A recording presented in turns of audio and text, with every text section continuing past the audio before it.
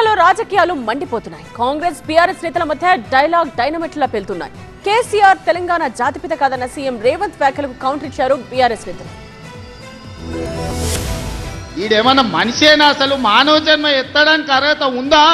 మంది ఫోన్ తినేటోడు అసలు మనిషా? అన్నం తినేటోడు ఎవడన్నా పిల్లమ్మగుడు మాట్లాడుకునేది తింటారా? అట్లాంటి సన్నాసులకు మన పోలీసు వాళ్ళు నోటీస్ ఇచ్చారు. మా జాతిపితకు నోటీస్ ఇస్తారని. ఎవరికిరా నువ్వు జాతిపితవు? ఎవడు నీ జాతి? తెలంగాణ ముఖ్యమంత్రి రేవంత్ రెడ్డి చేసిన ఈ వ్యాఖ్యలపై బీఆర్ఎస్ నేతలు భగ్గుమన్నారు. తెలంగాణ తెచ్చిన కేసీఆర్ ముమ్మాటికి జాతిపిత అన్నారు మాజీ మంత్రి హరీష్ రావు. మొన్నేందో హార్వర్డ్ పోయించిండట. వీణ హార్వర్డ్ పోయినా అంతరిక్షం పోయినా కుక్కతోక వంకరది. అది బూతులు తప్ప ఇంకేమన్నా వస్తాయా? కేసీఆర్ జాతిపిత ఎట్లయితాడు అంటాడు. కేసీఆర్ లేకపోతే తెలంగాణ వచ్చునా?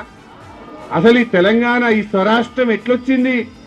ఈ రేవంత్ రెడ్డి నన్ను ఒక్కనాడైనా జై తెలంగాణ అన్నాడా? ఈయన ముఖానికి తెలంగాణ తెచ్చిన దాంట్లో మీరు అమరులు. కేసీఆర్ లేకపోతే తెలంగాణ వచ్చునా? అసలు అది వచ్చబెట్టుకే నువ్వు ఇలా కుర్చీలో కూర్చున్నావు. ఈయన కేసీఆర్ ముమ్మాటికి జాతిపిత, రేవంత్ రెడ్డి బూతుపిత. వీడు బూతులు తప్ప ఏమన్నా అవనికి. రేవంత్ రెడ్డి బూతులు మాట్లాడటం తగ్గిస్తే మంచిదన్నారు హరీష్. రేవంత్ స్కామ్లను బయట పెట్టినప్పుడల్లా డైవర్షన్ పాలిటిక్స్ చేస్తున్నారని మండిపడ్డారు మాజీ మంత్రి ఎర్రబెల్లి దయాకర్ రావు. కేసీఆర్ గారిని మొత్తం నన్ను కానీ హరీష్ రావు గారు కానీ కేటీఆర్ గారిని తిడుతున్నారు. కేసీఆర్ జాతిపిత కాదా? మన గాంధీని ఎందుకంటున్నారు జాతిపిత? ఇవాళ భారతదేశానికి స్వాతంత్రం తెచ్చింది గాంధీ, తెలంగాణకు స్వాతంత్రం తెచ్చింది కేసీఆర్ అని జాతిపిత 100%.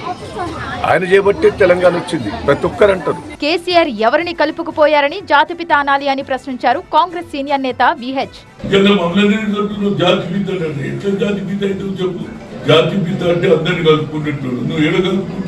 కేసీఆర్ జాతిపిత కానే కాదని కాంగ్రెస్ అంటుంటే కేసీఆర్ ముమ్మాటికి తెలంగాణ జాతిపిత అని అంటున్నారు బీఆర్ఎస్ నేతలు.